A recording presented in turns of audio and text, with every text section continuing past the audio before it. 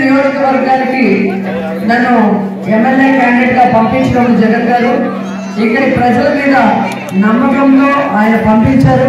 అలాగే మీరు ఎంతో ప్రేమతో మీ ఇంటి ఆడబిడ్డగా నన్ను ఆశీర్వదించి నన్ను ఒక సీనియర్ నాయకుల మీద గెలిపించారు. మీ రుణం ఈ జన్మలో తీర్చుకోలేదు.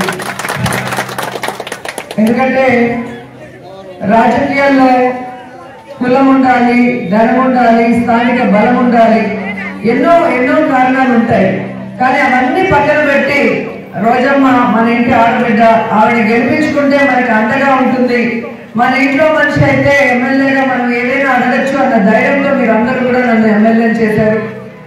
నిజంగా జగనన్న ముఖ్యమంత్రి అయితే ఈరోజు రాజశేఖర్ రెడ్డి గారికి రెండింతలు ఎక్కువగా పేద ప్రజలకు ఎన్నో మంచి కార్యక్రమాలు చేయడానికి ఆయన ఎన్నో ప్రణాళికలు రచించడం జరిగింది.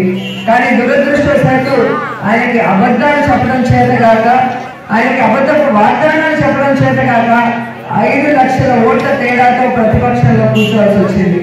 కానీ ఈరోజు అబద్ధాలతో అధికారంలోకి వచ్చిన వాళ్ళు బీసీ, ఎస్సీ, ఎస్టీ మైనారిటీలని వాళ్ళకిచ్చే లోన్స్ లో నుంచి, వాళ్ళకిచ్చే ఇళ్ల నుంచి, వాళ్ళకిచ్చే పెన్షన్స్ వరకు ఏ విధంగా అర్హులైన వాళ్ళకి కాకుండా పార్టీలు చూసి మరి జన్మభూమి కమిటీల పేరుతో ఏ విధంగా అన్యాయం చేస్తున్నారో మీరు అందరూ కూడా చూస్తున్నారు.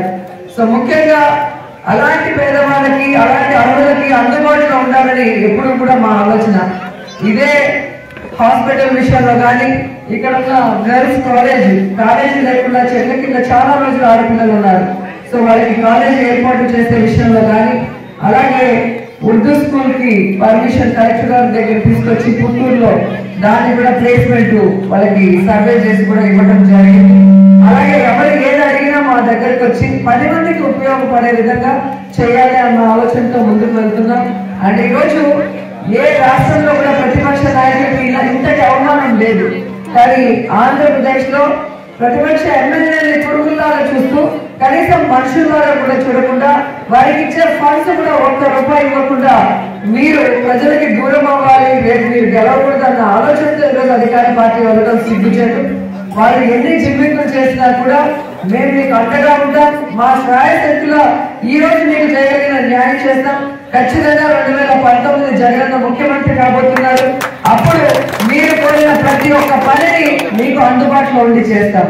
ఇప్పటికైతే మరి స్కూల్స్ అవసరమైన ఫ్యాన్స్, మరి చిన్న పిల్లలు, పేద పిల్లలు ఎక్కువగా గవర్నమెంట్ స్కూల్స్ లో చదువుతుంటారు. వాళ్ళకి కనీసం టాయిలెట్స్ లేవు, వాళ్ళకి ఫ్యాన్స్ లేవు, వాళ్ళకి తాగునీరు లేదు, వాళ్ళకి కాంపౌండ్ వాళ్ళు లేకుండా ఎంత ఇబ్బంది పడుతున్నారో మనం చూస్తున్నాం. అందుకే ప్రతి ఎంఈఓతో కూడా మాట్లాడి నా వల్ల అయినంతగా ఈ మండలానికే 100 ఫ్యాన్లు ఇవ్వడం జరిగింది. అలా ప్రతి మండలంలో కూడా వాళ్ళకి అవసరమైంది చూసిస్తున్నాం. అలాగే మన 100 బెడెడ్ హాస్పిటల్లో వచ్చే పేషెంట్స్ అందరికీ కూడా తాగునీరు అందుబాటులోకి ఇవ్వాలి.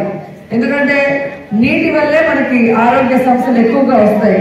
సో మంచి నీటి వల్ల ఆరోగ్యం మెరుగుపరిచే అవకాశం ఉంటుందని, సో వాటర్ ఆర్ఓ ప్లాంటే కాకుండా చల్లటి నీళ్ళు అందించాలని కూలర్తో సహా మన హాస్పిటల్లో పెట్టించాం. అలాగే ఇక్కడ గర్ల్స్ కాలేజ్ లో కూడా పెట్టించడం జరిగింది. అలాగే నెల్లూరులో బీసీ హాస్టల్లో పెట్టించడం జరిగింది. ఇలా ఎవరు వాళ్ళకి అవసరమని అడిగినా కూడా వాళ్ళకి చెప్పించడం జరిగింది. అండ్ ముఖ్యంగా అతి తొందరలో నగిరిలో, పుత్తూరులో అన్ని చోట్ల కూడా ఆర్ఓ ప్లాంట్స్ పెట్టి మీ అందరికీ కూడా తాగునీళ్ళు అందించాలి అన్న ఆలోచనలో ఉన్నాం. అవి కూడా మీకు తొందరగా అందుబాటులోకి వస్తాయి. వాటితో పాటు వైఎస్ఆర్ అన్న క్యాంటీన్స్ కూడా పెట్టి పేద ప్రజలకి మరి రాజశేఖర్ రెడ్డి గారి ఆశీర్వాదంతో మీ అందరికీ కూడా మంచి భోజనం పెట్టాలన్న ఆలోచనతో మరి అవన్నీ కూడా ఏర్పాటు చేస్తున్నాం. అవన్నీ కూడా అతి త్వరలో మీ ముందుకు రాబోతున్నాయి. అంతేకాకుండా ముఖ్యంగా చాలా సార్లు నేను టవర్ క్లాక్ దగ్గరికి వచ్చినప్పుడు ఈ పోలీసుల ఇబ్బందితో ఈ చిరు వ్యాపారస్తుల్ని ఎంత ఇబ్బంది పెడుతున్నారో నన్ను చైర్మన్ గారిని కలిసి మాట్లాడడం జరిగింది. వారి ముందే ఎస్ఐ వాళ్ళు కూడా పిలిచి గట్టిగా మాట్లాడటం జరిగింది. ఎందుకంటే 10 మందికి ఎండనక వాననక మరి తక్కువ రేట్లో, ఇప్పుడు మనం పెద్ద పెద్ద షాపులకు వెళ్తే ఫిక్స్డ్ రేట్ ₹1 కూడా తగ్గించరు. కానీ మీరు అలా కాదు, మనిషిని బట్టి అయ్యో మన వాళ్ళని చెప్పి వాళ్ళు అడిగితే మొహమాటానికి ఇవ్వటము, లేదా మన వాళ్ళ తర్వాత డబ్బులు ఇస్తామన్నా కూడా 2-3 సార్లు వేసి మళ్ళీ కలెక్ట్ చేసుకోవటము, అట్లా చాలా మంచి హృదయంతో మీరంతా కూడా కష్టపడి పనిచేస్తున్నారు. సో మీలాంటి వాళ్ళకి ఇలాంటి బండ్లు ఇస్తే మీకు ఇంకొంచెం ఉపయోగం ఉంటుంది అని చెప్పి మన లీడర్స్ చెప్పడం జరిగింది. సో మన లీడర్స్ అందరూ కోరిన విధంగా ఈరోజు మరి నగిరిలో ఇవ్వడం జరుగుతుంది. అలాగే ఏ మండలంలో అయినా కూడా అక్కడ ఉన్న వ్యాపారస్తులు మా పిఏ గారిని కనుక కన్సల్ట్ చేస్తే తప్పకుండా ఇలాంటి బండ్లు వాళ్ళకు కూడా ఇవ్వడం జరుగుతుందని తెలియజేసుకుంటూ, మరి ముఖ్యంగా మీ అందరికీ తెలుసో లేదు, ఈ దుల్హనియా పథకం ఉంది. మొన్నే నాకు కూడా అర్థమైంది, చాలా మందికి అవగాహన లేదు అనేసి. సెంట్రల్ గవర్నమెంట్ స్కీము దానికి చంద్రన్న పెళ్లి కానుక గొప్పగా అన్నిటికీ పేర్లు పెట్టుకున్నారు. ఆరోగ్యశ్రీకి ఎన్టీఆర్ వైద్య సేవ అని చెప్పి. సో ఇలా పేర్లు మార్చుకునే తప్ప వీళ్ళు కొత్తగా కనిపెట్టింది ఏది లేదు. గత 9 ఏళ్లలో చంద్రబాబు నాయుడు ఒక్క మంచి పథకం కూడా పెట్టింది లేదు.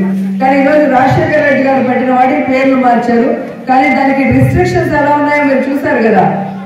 ఒక వికలాంగుడికి పెన్షన్ కావాలంటే 80% అంగవైకల్యం ఉండాలంట. ఎలక్షన్స్ ముందు అలాంటివి చెప్పరు. అలాగే ముందు పెళ్ళైన తర్వాత ఈ దుల్హనియా పథకానికి అప్లై చేసుకుంటే వాళ్ళకి అమౌంట్ వచ్చేది. కానీ ఇప్పుడు దురదృష్టవశాత్తు 15 రోజుల ముందే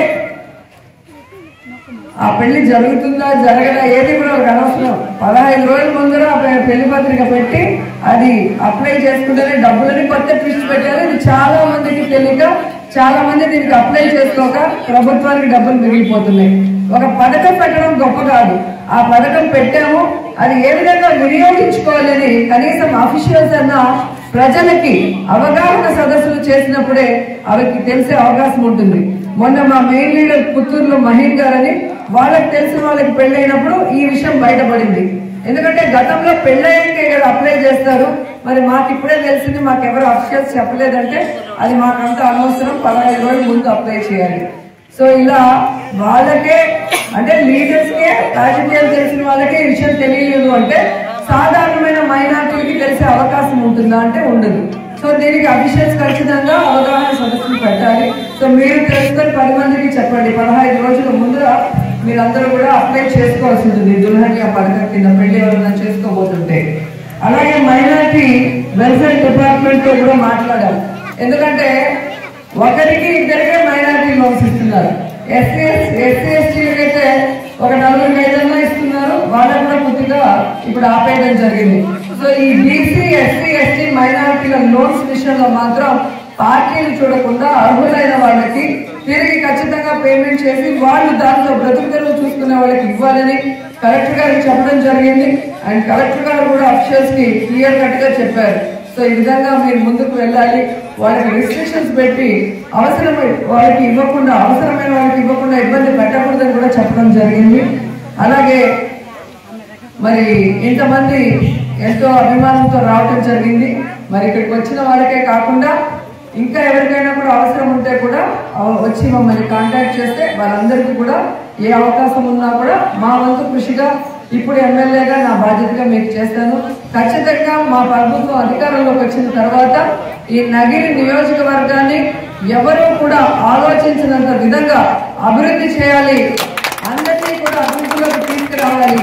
పేరుకు మున్సిపాలిటీలే కానీ ఎక్కడా కూడా మున్సిపాలిటీకి కావాల్సిన ఫండ్స్ ఇచ్చి ఆ డెవలప్మెంట్ చేయకుండా అడ్డుపడుతున్న తెలుగుదేశం పార్టీకి డెవలప్మెంట్ అంటే ఎలా ఉంటుంది అని బుద్ధి చెప్పే విధంగా చేస్తానని మీ అందరికీ మాట్లాడి సెలవు తీసుకుంటున్నాను. Thank you so much. ఏంటండి వీడియో నచ్చిందా? అయితే ఓ లైక్ వేసుకోండి, లేదంటే ఓ కామెంట్ చేయండి. ఎప్పటికప్పుడు మా వీడియోస్ చూడాలంటే సబ్స్క్రైబ్ చేసుకోండి.